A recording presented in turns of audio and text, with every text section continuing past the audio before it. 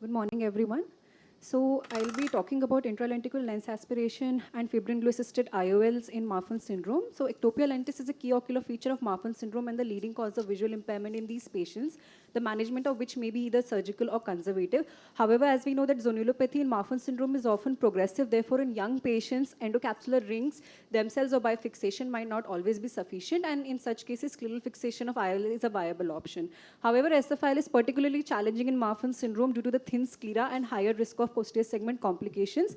Most of the studies in literature have studied sutured SFILs in Marfan syndrome. However, we chose glued IOL. Why glued IOL? Because it completely eliminates the suture-related complications such as extrusion or breakage. It does not involve the structural manipulation of the IOL haptics as seen in flange techniques. Fibrin glue also enhances the adhesion between the scleral flap and the underlying tissue. A recent study by Lee et al. Also found that younger patients and sutured IOLs are at a higher risk of breakage and redislocations of SFIs. And since Marfan's patients are younger at presentation, we would like to prefer a sutureless technique in these patients. Therefore, and moreover, intralenticular lens aspiration glued IOLs have not been previously studied exclusively for Marfan's patients. So with this objective, our primary outcome was to assess the post-operative CDV at 12 months of these patients and to note the interoperative complication, residual refractive error at 12 months, and post-operative complications by the 2 years of post-operative follow-up and any additional surgical intervention required. So this was an ambispective observational study conducted after due ethical clearance at a tertiary care center.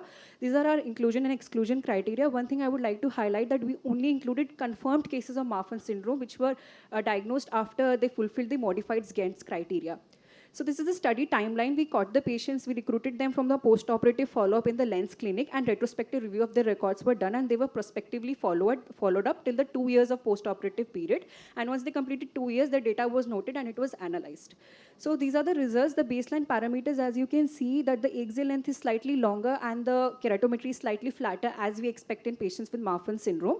And 4 out of the 44 eyes, and 3 of the 44 eyes in our study had cataract and lattice degeneration respectively. After the surgery, as expected, there was a mean increase in the mean post-operative CDVA at day 1, 3 months, and it continued to increase till 12 months. And the MRSE, we were able to achieve near emetropia with a refractive scale of 1.2. 66% patients had no visual impairment after the surgery.